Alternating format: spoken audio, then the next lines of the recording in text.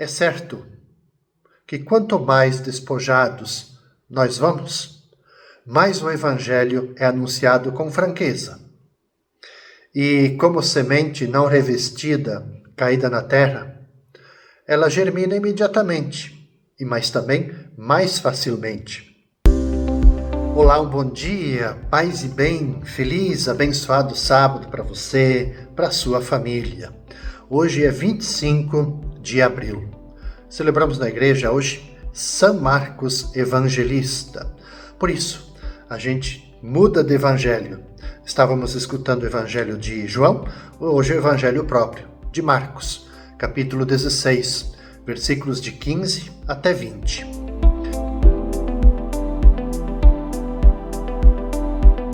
Jesus se manifestou aos 11 discípulos e disse-lhes: Ide pelo mundo inteiro e anunciai o evangelho a toda criatura. Quem crer e for batizado será salvo. Quem não crer será condenado. E os sinais que acompanharão aqueles que crerem serão estes: expulsarão demônios em meu nome, falarão novas línguas.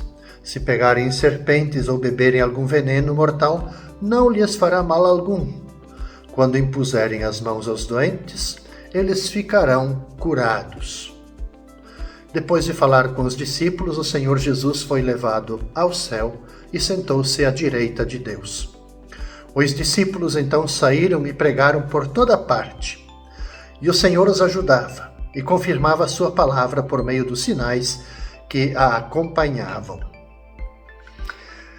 É um belíssimo evangelho, para a gente celebrar São Marcos Evangelista.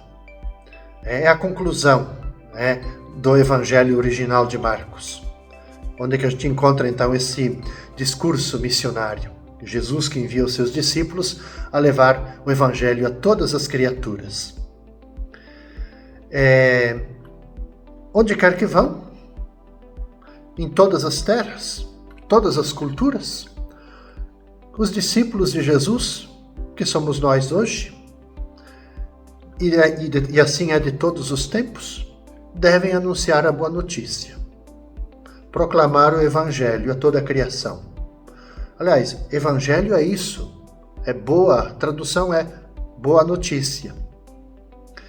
O evangelho ele não pode ser contido nem em um povo, nem em uma cultura, nem mesmo em um modo religioso de viver a fé em Deus. Os enviados, eles devem deixar para trás terra, família, os laços e cultura, para olhar para novas terras, novas culturas, nas quais o simples evangelho poderá ser semeado e dar frutos abundantes.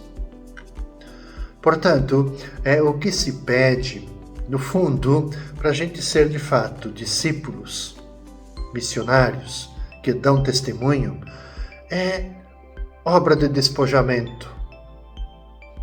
E que essa obra de despojamento é bem mais difícil do que a dos simples meios econômicos. Aqui o despojamento é isso, é mais do que a gente se despojar dos meios econômicos. Mas é como que a gente, irmos para outros espaços, culturas, enfim, como que a gente abandona as nossas certezas, os apoios intelectuais e culturais, as estruturas religiosas praticadas até aquele momento, e a gente ser capaz de mergulhar de mente, corpo, coração abertos entre os povos, numa nova realidade. Com certeza, para a gente fazer isso, é preciso muita fé no Evangelho, no poder divino do Evangelho, no poder transformador. E também, por outro lado, é necessário deixar de depositar a fé na própria elaboração ou nos próprios projetos pessoais e também culturais. É certo que quanto mais despojados nós vamos, mais o Evangelho é anunciado com franqueza. E como semente não revestida, caída na terra, ela germina imediatamente, mas também mais facilmente. Quando a gente lê esse evangelho, a gente fica pensando também na nossa igreja. Porque a gente fica também pensando, fazendo memória em quantos erros nós cometemos na evangelização. Confiando nos nossos meios, nas nossas ideologias e, paralelamente, desprezando as culturas dos outros.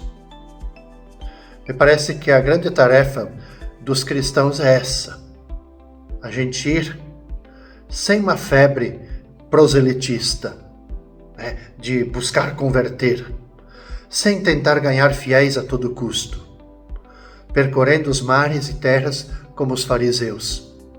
E onde quer que se encontrem, que os cristãos, que nós, que você, anunciemos o Evangelho acima de tudo com a nossa vida, com o nosso testemunho. Depois, aqui que está, me parece assim, a grande dificuldade nossa. Depois, se Deus o conceder, façamos isso também com palavras. Essas são palavras do próprio São Francisco de Assis, retomadas pelo Papa Francisco. São Francisco de Assis, quando orientava os frades, ele dizia isso. Quando vocês irem em missão, anunciem o Evangelho acima de tudo com a vida. E depois, se for necessário, com as palavras. É isso. Primeiro é o testemunho. E, por fim, Jesus ele não pede para convencer nem para impor, mas para a gente viver o Evangelho com alegria. Porque esse é o grande testemunho. A alegria. Cada cristão é um mensageiro, você é um mensageiro, uma mensageira. Não precisamos de palco, gente. Nós precisamos hoje, acima de tudo, de coerência. Não precisamos de discursos bonitos. Nós precisamos de vida que fale. Por isso, caros irmãos e irmãs, celebrar hoje São Marcos, no fundo, é redescobrir a urgência da fé. Não dá mais para a gente viver uma religião morna, automática, sem decisão. O mundo está sedento de testemunhas vivas, não de cristãos adormecidos. Portanto, sejamos testemunhas vivas. O Evangelho ele continua sendo sempre muito atual, forte e transformador. Por isso, eu quero convidar você. Peçamos hoje a graça de viver como Marcos anunciou, com simplicidade, com coragem, com prontidão. E que a nossa vida também se torne um evangelho vivo, onde as pessoas possam enxergar Cristo, não apenas nas palavras, mas nas atitudes nossas. Por fim, convido você para as celebrações deste final de semana no santuário. Hoje à noite, 19 horas, se possível, venha celebrar no Santuário Santo Antônio. Amanhã, 8 da manhã, tem celebração eucarística, 10 horas, meio-dia, 18 horas, 20 horas. Escolha um horário que fique bem para você, para sua família. Venha celebrar juntos, para que a gente possa, eu falava no Evangelho da sexta-feira, para que a gente possa viver da Eucaristia, buscar na Eucaristia a força para que sejamos capazes de anunciar o Evangelho com alegria, porque esse é o nosso testemunho. Paz e bem, gente. Até segunda-feira.